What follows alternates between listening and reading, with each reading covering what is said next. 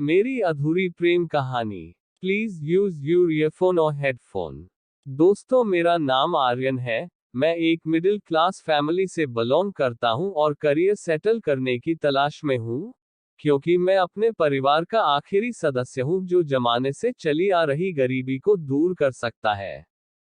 तो चलिए दोस्तों, मैं अपनी अधूरी प्रेम कहानी शेयर करता हूं। यह बात 10 साल पहले की है, जब मैं कक्षा 9 में पढ़ता था। मेरी क्यूट गर्लफ्रेंड का नाम राधा है, जो मुझे बहुत ज्यादा प्यार करती थी, और मैं भी उसे बहुत प्यार करता था, और आज भी उसके अलावा कोई भी जीएफ नहीं बनाया हूँ।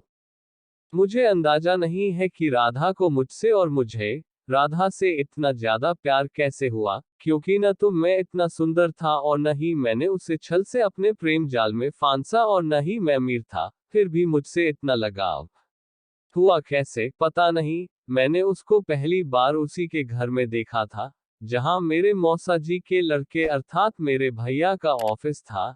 जब मैंने उसे देखा, तो उसने एक येलो कलर का लूज शूट पहना था, और उसके दांत बहुत गंदे लग रहे थे।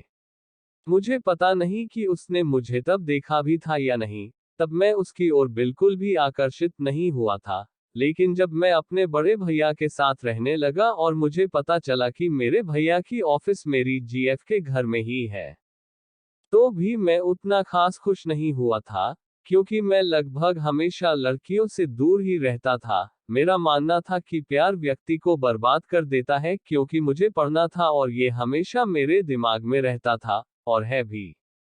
जो कि मेरा भ्रम था। मेरे बड़े भैया, जिन्होंने मेरा एडमिशन उसी कॉलेज में करवा दिया जिस कॉलेज में मेरी जीएफ भी पढ़ती थी, मैं उससे जल्दी कभी नहीं बोलता था, क्योंकि मेरे भैया को कुछ शक हो गया था कि मैं और राधा एक दूसरे को प्यार करते हैं, और उन्होंने मुझे राधा से राखी बंधवाने के लिए कहा भी, और मैंने न चाहते हुए भी हाँ कर लिया, और ऐसा कभी हुआ भी नहीं। लेकिन जब भी राधा को मौका मिलता था और देखती थी कि मैं ऑफिस में अकेला बैठा हूं, तो किसी छोटे बच्चे को लेकर ऑफिस में आकर दीवार से सटकर खड़ी हो जाती थी, और मुझसे बात करने की कोशिश करने लगा करती थी।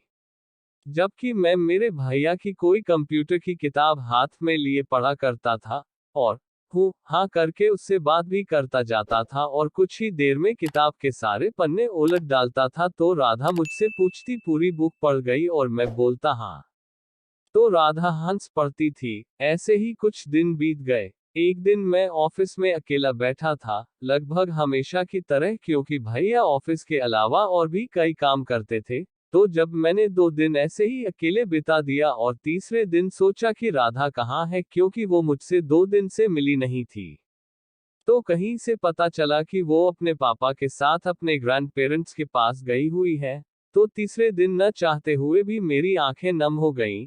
मुझे पता नहीं चला कि कब मुझे भी उससे इतना प्यार हो गया कि मैं उससे बात किए बिना बेचैन हो गया। यहाँ तक कि उसकी बेचैनी में आंसू भी बहाए। लेकिन मैंने यह बात उससे आज तक नहीं बताया कि मैंने तुम्हारे वियोग में आंसू बहाया, और शायद मैं यह उसे बता देता तो वह मुझे कभी स्वयं से दूर नहीं होने देती, क्योंकि वो मुझसे बहुत प्यार करती थी।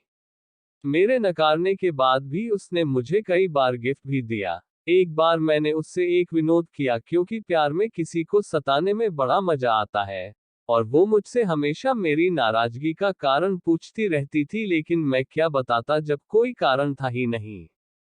और मैं हमेशा कहता कि मैं तुमसे गुस्सा नहीं हूं, लेकिन इससे बहुत परेशान रहती थी, और हमेशा मुझसे पूछने का प्रयास करती कि मैं उससे क्यों गुस्सा हूं, और मैं हमेशा उसे विश्वास दिलाता कि मैं तुमसे बिल्कुल भी गुस्सा नहीं हूं। तब उसने मुझसे प्रॉमिस कराया कि मान लेती हूँ कोई बात नहीं है, और तुम मुझसे गुस्सा नहीं हो, बट प्रॉमिस करो कि कभी भी मुझसे नाराज नहीं होगे। तो मैंने उससे प्रॉमिस किया, और उसने मुझे प्यार भरी आंखों से देखा और बोली कि मैं उससे आई लव यू कहूँ, तो मैंने उसे आई लव यू भी बोला। तब वो बहुत खुश थी, शायद बहुत ही ज्यादा खुश थी। और जब हम साथ साथ कक्षा 9 पढ़ चुके थे और कक्षा 10 में पहुंचे, तो मेरी राधा बीमार हो गई और लगभग 2 महीने तक बीमार रही। मैंने उसकी कुछ मदद भी की, उसके सब्जेक्ट्स लिखे, और कभी कभी उसका हाल भी पूछा करता था, क्योंकि अब मैं अपने गांव से साइकिल से कॉलेज पढ़ने जाता था और अपनी साइकिल उसी के घर में खड़ी करता था। क्योंकि भैया किसी कारण से दूसरे शहर में शिफ्ट हो गए थे। इसके बाद मुझे अपने घर जाना पड़ा था। मैंने खूब दिल लगाकर पढ़ाई की, अपने घर वालों, समाज और गांव वालों सभी की दृष्टि में बहुत अच्छा बन गया था। और जब मेरे मैट्रिक यानी क्लास 10th का रिजल्ट आया तो मेरी आधा रो रही थी क्योंकि मेरे मार्क्स उसके मार्क्स से 12% अधिक थे। खैर हम लोगों ने इंटरमीडिएट की पढ़ाई के लिए फिर से सेम कॉलेज में एडमिशन लिया और मैं उससे हमेशा कटता रहा और पढ़ाई पर फोकस किया क्योंकि मेरे पापा और मेरे बड़े भाई मुझे बड़ी मेहनत और मजदूरी करके पढ़ा रहे थे।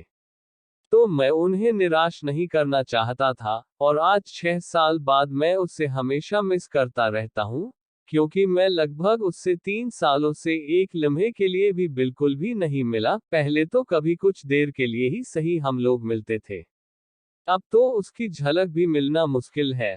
अब आप सोच रहे होंगे कि जब मैं भी उससे इतना प्यार करता हूँ तो उससे दूर क्यों हूँ? क्योंकि मेरे घर वाले शुद्ध शाकाहारी और दयालु प्रकृति के हैं, जबकि मेरी राधा के घर वाले मेरे घर वालों की तुलना में बिल्कुल उलट नॉन वेजिटेरियन और उल्टी विचारधारा वाले लोग हैं। तो मैंने उससे दूरी बनाई हुई थी और अब भी दूर ही हूँ, ये सोचकर कि प्रेम रोग बहुत भयंकर होता है। अगर मैं अभी दूर नहीं रह पाया तो कभी इससे छुटकारा नहीं पा पाऊंगा, क्योंकि मैं अपने पेरेंट्स और भाइयों से बहुत प्रेम करता हूँ। उन्हें मैं किसी भी परिस्थिति में अकेला नहीं छोड़ सकता और अपनी राधा से इसीलिए दूरी बनाया कि मेरी यादों से, मेरे प्रेम से दूर हो सके, क्योंकि उसे ज्यादा तकलीफ ना हो, क्योंकि मैं उसे भी धोखा नहीं देना चाहता था। ना धोखा देना चाहता हूँ, लेकिन पता नहीं क्यों लगभग ऐसा कोई भी दिन नहीं जब मुझे उसकी याद ना आती हो। मैं न चाहते हुए भी प्रेम से छुटकारा नहीं पा पाया। खूब चाहता हूँ कि उसकी यादों से दूर हो जाऊं, लेकिन मैं उसकी यादों से उसके साथ बिताए कुछ सुंदर पलों से पीछा नहीं छुड़ा पा रहा हूँ। और लगभग हमेशा हर चेहरे में अपनी राधा को ही ढूंढा करता हूँ। वैसे तो मेरी नजर जल्दी किसी खातून पर पड़ती नहीं है, और गलती से पढ़ भी गई तो ढूंढता हूँ अपनी राधा को, और जब वो नहीं मिलती तो फिर मैं नजरें तुरंत हटा लेता हूँ। मैं उसको पता नहीं क्यों इतना मिस करता हूँ, शायद वो मुझे बिल्कुल भी मिस न करती होगी। दोस्तों आप ही मुझे बताएं ऐसी स्थिति में मुझे क्या करना चाहिए। धन्यवाद। अगर आपकी भी ऐसी ही कहानी हो तो कमेंट जरूर करें।